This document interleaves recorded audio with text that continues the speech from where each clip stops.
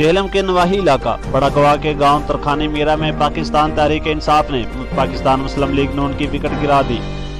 गुज़श्ता रोज बड़ा गवा के गांव तरखानी मीरा में पाकिस्तान तहरीक इंसाफ का जलसा मुनक़द किया गया, जिसमें MNA चौधरी फरख अल्ताफ और MP राजा यावर कमाल ने बतौर मेहमान ख़ुसूसी शिरकत की। मेहमानों का बड़ा गवा पहुंचने पर सीनियर रहनुमा राजा मारूफ आबद ने शानदार इस्तकबाल किया, फूलों की पत्तियां और नोट निछावर किए। जलसा का आगाज अलामा मौलाना शकील अहमद वारसी ने तिलावत कुरान पाक से किया।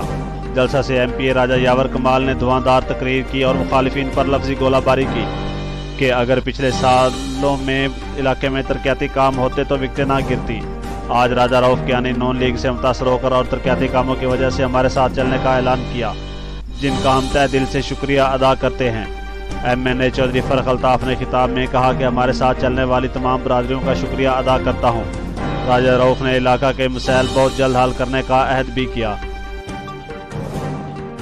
सबसे पहले सबसे आगे पाकिस्तान की हर खबर पर नजर आपको दिखाएगा सिर्फ लाइट न्यूज़।